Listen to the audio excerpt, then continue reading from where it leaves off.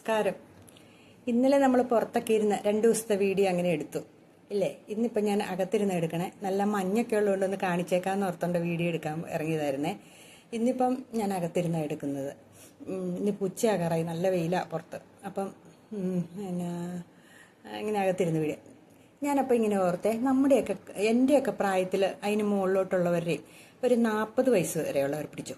അപ്പം അവർക്കൊക്കെ പണ്ട് അവരുടെ ജീവിത രീതി ഒന്ന് ഓർത്തു നോക്കിയേ. അവരുടെ കുഞ്ഞുനാളിൽ ഒരു കോഴീനെയൊക്കെ മേടിക്കുക, അല്ലെങ്കിൽ കോഴീനെ കൊല്ലുക എന്നൊക്കെ പറഞ്ഞാൽ അപൂർവം വീടുകളിൽ വല്ല വിരുന്നുകാർ വന്നെങ്കിലേ ഉള്ളൂ അല്ലേ കോഴീനെ. അതേപോലെ മീൻ മേടിക്കണതൊക്കെ വല്ലപ്പോഴും ആഴ്ചയിലെങ്ങാനും ഒരു ദിവസം എങ്ങാനും. ഇന്നിപ്പം എല്ലാ വീടുകളിലും മിക്ക ദിവസം ചിക്കൻ ഉണ്ടായിരിക്കും, മട്ടൺ ഉണ്ടായിരിക്കും, ബീഫ് ഉണ്ടായിരിക്കും, ഏതെങ്കിലുമൊക്കെ ഉണ്ടായിരിക്കും.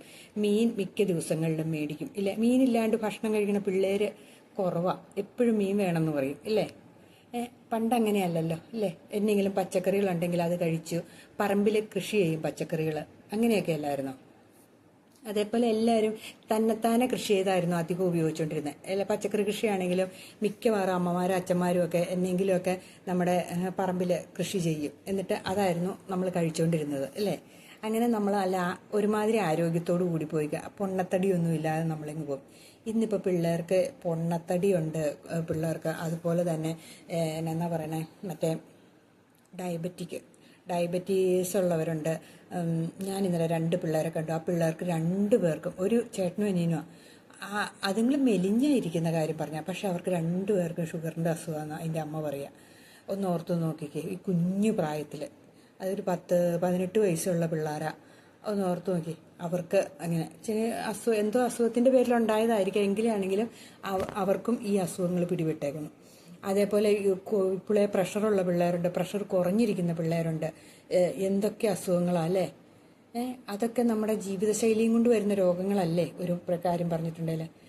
കാരണം ഒരു കൃത്യതയില്ല ജീവിതത്തിൽ പിള്ളേർക്കാണെങ്കിലും ആർക്കാണ് ഇപ്പോഴത്തെ മനുഷ്യർക്ക്. പണ്ടൊക്കെ നമ്മളെ ഒരു 5 മണിയാകുമ്പോഴത്തേനും എങ്ങനെയെങ്കിലുമൊക്കെ കാരണവന്മാർ വിളിച്ചെണീപ്പിക്കും, നമ്മുടെ അച്ഛനും അമ്മയൊക്കെ അല്ലേ.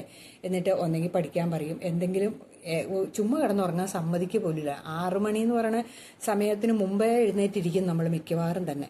ഇന്നത്തെ പിള്ളേർ നേരെ 12 മണിയായാലും എഴുന്നേൽക്കില്ല. പകല് വഴക്കും പറഞ്ഞെണീപ്പിക്കും. അവർ രാത്രി മുഴുവൻ പകലാക്കിയിരിക്കുകയാണ് അല്ലേ. അങ്ങനെയാണ് പിള്ളേരുടെ ജീവിത രീതി. അതേപോലെ തന്നെ ഒന്ന് ഓർത്ത് നോക്കി, ഒരു കാര്യത്തിൽ ഭക്ഷണം കഴിക്കുന്നതിൽ ഒരു കൃത്യനിഷ്ഠയില്ല. അവരുടെ ജീവിതത്തിൽ എന്തെങ്കിലും ഒരു അടുക്കും ചിട്ടും ഒരു കാര്യത്തിലും അവർക്കില്ല. അങ്ങനെയല്ലേ പിള്ളേർ വളരുന്നത്. നമ്മൾ പറയുമ്പോൾ പറയും. ഇപ്പോഴത്തെ പിള്ളേർ കാര്യം പറഞ്ഞാൽ വേറെ ഒരു പ്രശ്നത്തിനും പോവില്ല. മറ്റുള്ളവരെ കുശുമ്പോ അങ്ങനെ കുഞ്ഞായികോ അങ്ങനെ ഒന്നും പോവില്ല. അവർ ഒന്നെങ്കിൽ അവരുടെ മൊബൈലിൽ, അവരുടെ ലാപ്ടോപ്പിൽ അവരിങ്ങനെ ഇരിക്കുവായി ഇല്ലേ. അതല്ലേ ശരിക്കും നടക്കുന്ന സംഭവങ്ങൾ. ആ സമയത്ത് ഇന്നത്തെ പിള്ളേർ പിന്നെ ഒരു കാര്യമുള്ളത്, ഫുഡ് കഴിക്കണതിൽ ഒരു ലിമിറ്റും ഇല്ല, ഒരു കൃത്യനിഷ്ഠയില്ല. ഫുഡ് കഴിക്കണതിലും എന്ത് കിട്ടിയാലും അപ്പോൾ കഴിച്ചുകൊണ്ടിരിക്കും. അവർ ടേസ്റ്റ് നോക്കിയാണ് ഭക്ഷണം കഴിക്കുന്നത് മുഴുവൻ. അല്ല, ഇന്നത്തെ പിള്ളേരുടെ അമ്മമാരൊന്ന് ചിന്തിച്ച് നോക്കിക്കേ. നല്ല ടേസ്റ്റ് ഉണ്ടെങ്കിൽ ആ പിള്ളേർ ഫുഡ് കഴിക്കുള്ളൂ. മിക്കവാറും നമ്മളൊക്കെ പണ്ട് ഹോട്ടലിൽ പോകണേ, അപൂർവം എങ്ങാനും പോയെങ്കിലും ഉള്ളൊരു ഹോട്ടലിൽ പോയി ഭക്ഷണം കഴിക്കണില്ലേ. ഇന്നത്തെ പിള്ളേരൊന്ന് ഓർത്ത് നോക്കിയേ, മിക്ക ദിവസവും ഹോട്ടലിൽ നിന്നാണ് ഫുഡ് അല്ലേ. ഒരു സ്റ്റാറ്റസിൻ്റെ ഭാഗമായിട്ട് വെച്ചേക്കുക ഹോട്ടലിൽ പോയി ഫുഡ് കഴിക്കുക, എന്നിട്ട് അതിൻ്റെ വീഡിയോ എടുക്കുക എന്നൊക്കെ പറഞ്ഞാൽ ഭയങ്കര സംഭവമായിട്ടാണ്.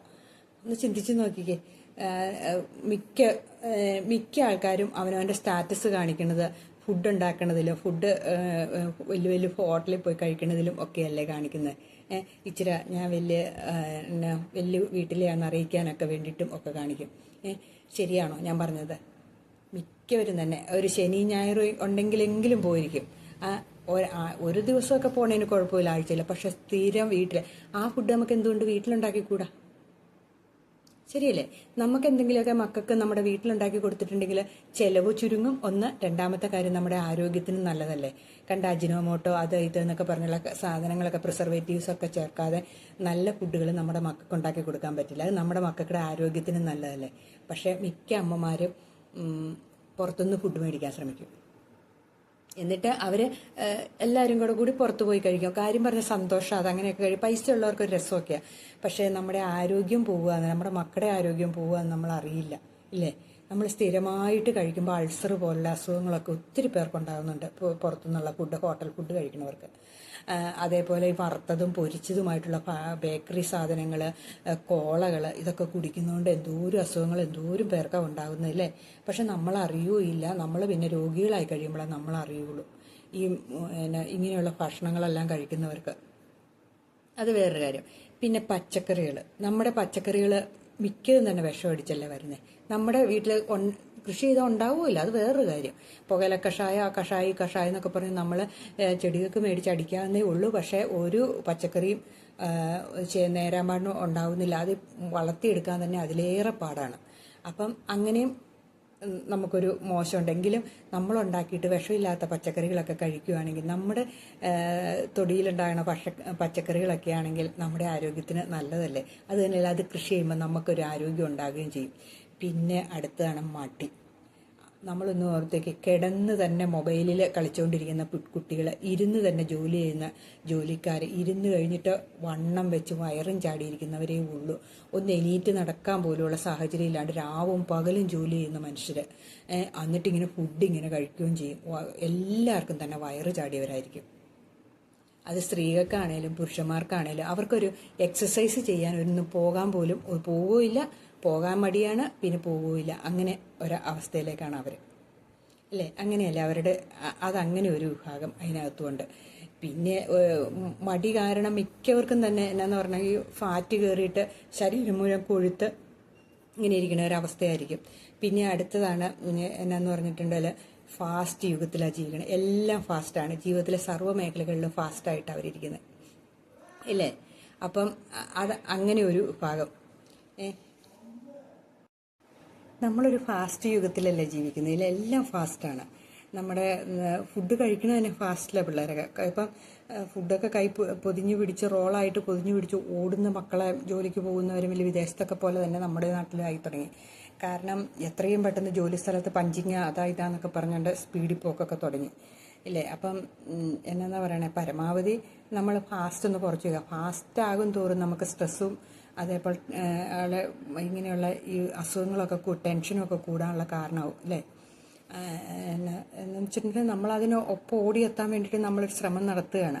അപ്പം നമുക്കതനുസരിച്ച് എന്നാന്ന് പറയണേ, നമ്മളൊന്ന് ചിന്തിച്ച് നോക്കിയാൽ, ഒരു ദിവസം താമസിച്ച് നമ്മൾ വീട്ടമ്മമാരെ എണീറ്റിട്ടുണ്ട്, അവർ കാണിക്കുന്ന ടെൻഷനൊന്ന് ചിന്തിച്ച് നോക്കി. മക്കളെ സ്കൂളിൽ വിടണം, ഭർത്താവിന് പോകണം, ആകെ ഒരു വെപ്രാളമായിരിക്കും. രാവിലെ ഒരു 5 മിനിറ്റ് 10 മിനിറ്റ് താമസിച്ച് കഴിഞ്ഞാൽ സർവ്വതും തകിടം മറിഞ്ഞു. അപ്പോൾ ഒന്ന് ഓർത്ത് നോക്കിയേ, നമ്മുടെ ഈ ജീവിതം എന്ന് പറഞ്ഞാൽ ഒരു ഫാസ്റ്റായിട്ട് യുഗത്തിലാണ്. അപ്പം നമ്മൾ ഇച്ചിരി സ്ലോ ആക്കാൻ നമ്മൾ ശ്രമിക്കണം. ശ്രമിച്ചില്ലെങ്കിൽ നമ്മുടെ ജീവിതം എന്ന് പറയണത് എന്നു പറയണത് ഒരു ടെൻഷൻ പിടിച്ചൊരു ജീവിതമായിട്ട് മാറും. അപ്പം നമ്മുടെ ആരോഗ്യത്തിന് വേണ്ടിയിട്ട് നമ്മൾ കുറച്ചൊക്കെ എക്സസൈസുകൾ ചെയ്യുക.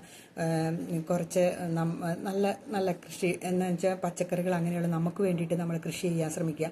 ഗ്രോ ബാഗിൽ കൂടെയൊക്കെ കൃഷി ചെയ്താലും മതിയെന്നേ. അത്യാവശ്യമുള്ള ചീരകളും അങ്ങനെയുള്ളതൊക്കെ കൃഷി ചെയ്യുക. അത്യാവശ്യം ഇതിൻ്റെ കുറച്ച് വിത്തൊക്കെ പറമ്പിലേക്കൊക്കെ തൂളിക്കഴിഞ്ഞാൽ ഉണ്ടായിക്കോളും. പിന്നെ ധാരാളം വെള്ളമൊക്കെ, നല്ല ശുദ്ധജലമൊക്കെ കുടിക്കുക.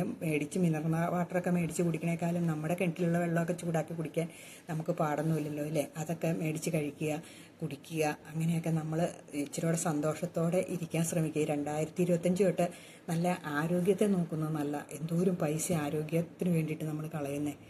ഒരു ഹോസ്പിറ്റലിൽ കയറിയാൽ നമുക്കറിയാം എത്ര ടെസ്റ്റുകളാണ്. ഇന്നിപ്പോൾ ടെസ്റ്റ് നടത്തിയിട്ട് നമ്മളൊരു ഹോസ്പിറ്റലിൽ ചെല്ലുകയാണ്, നാളെ നമ്മൾ വേറെ ഹോസ്പിറ്റലിൽ റിസൾട്ട് ഒന്ന് കാണിക്കാൻ ചെല്ലുകയാണ്, അവർ വീണ്ടും ആ ടെസ്റ്റുകൾ നടത്തും. അപ്പം നമ്മുടെ കയ്യിൽ നിന്ന് പോകുന്ന പൈസ ഒന്ന് ഓർത്തു നോക്കി. നമ്മൾ ഒരു ടെസ്റ്റ് നടത്തുമ്പോഴത്തേന് എങ്ങനെ പോയാലും കുറഞ്ഞ ഒരു 1500 രൂപ 2000 രൂപ മേടിക്കും. അപ്പോൾ വേറൊരു ഹോസ്പിറ്റലിൽ കൊണ്ടുവന്ന് ചെക്കപ്പ് ഒന്നുകൂടെ ഒന്ന് കാണിച്ചേക്കാം, ഒരു സെക്കൻഡ് ഒപ്പീനിയൻ എടുത്തേക്കാമെന്ന് ഓർത്ത് വേറെ ഹോസ്പിറ്റലിൽ ചെല്ലുമ്പോൾ അവർ വീണ്ടും ഈ ടെസ്റ്റിന് തന്നെ എഴുതും. അത് അവർ വേറെ സ്ഥലത്ത് പറയും, അത് ചെയ്യേണ്ടി വരും. അല്ലാണ്ട് നമ്മളീ കൊണ്ടുവരുന്ന റിസൾട്ടൊന്നും അവർ നോക്കുകയില്ല. അപ്പോൾ ഒന്ന് ഓർത്ത് നോക്കി, നമ്മുടെ കയ്യിൽ നിന്ന് പൈസ ഇറങ്ങി പോകുന്നതിന് യാതൊരു ലെവലും ഇല്ലായിരിക്കും. അപ്പം അങ്ങനെയുള്ള ഹെൽത്ത് ഇൻഷുറൻസുകളൊക്കെ നമ്മൾ എടുക്കണം കേട്ടോ. അല്ലാണ്ട് നമ്മൾ ചുമ്മാ ജീവിതം എല്ലാവരും എടുക്കണം കേട്ടോ. എന്തെങ്കിലും ടേം ഇൻഷുറൻസ് ഒക്കെ എടുത്തു വെക്കണതൊക്കെ നല്ലതാണ്. നമുക്ക് എപ്പോഴും എടുക്കുമ്പോൾ നമുക്ക് വിചാരിക്കാം ഇത് ഉപയോഗം വരരുതേ എന്നൊരു പ്രാർത്ഥനയോട് കൂടി എടുക്കണം. ആശുപത്രിയിലൊന്നും പോകാൻ ഇടവരുത്തരുതേ എന്നുള്ളൊരു പ്രാർത്ഥനയോട് കൂടി നമ്മൾ എടുക്കുക. എടുത്താൽ ഒരു സുരക്ഷിതമാണ്. ഇപ്പോൾ പോസ്റ്റ് ഓഫീസ് വഴിയൊക്കെ ഉണ്ട് കേട്ടോ. അതൊക്കെ ചെറിയ തുകയുടെയൊക്കെ ഉണ്ട്. അതൊക്കെ ആലോചിച്ച് എവിടെയാണെന്ന് വെച്ചാൽ നല്ലത് നോക്കി നമ്മൾ എടുക്കുക.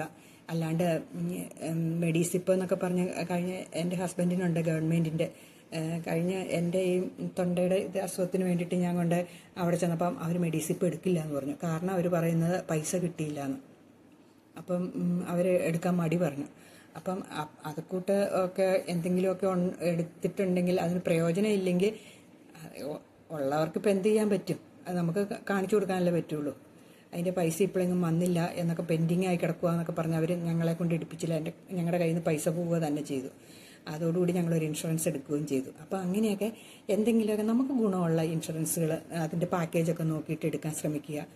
ഇതൊക്കെ എനിക്ക് പറയാനുള്ളൂ. അപ്പോൾ എല്ലാവരും എപ്പോഴും ഹാപ്പി ആയിട്ടിരിക്കണം കേട്ടോ. സ്ലോ ആകാൻ ശ്രമിക്കുക. അതേപോലെ വറുത്തതും പൊരിച്ചതുമായിട്ടുള്ള ഒത്തിരിയൊക്കെ കുറയ്ക്കുക. അത് അങ്ങനെയൊക്കെയുള്ള സന്തോഷകരമായൊരു ജീവിതം എല്ലാവർക്കും ഉണ്ടാകട്ടെ. എല്ലാവിധ ഐശ്വര്യങ്ങളും ഉണ്ടാകട്ടെ. നന്ദി.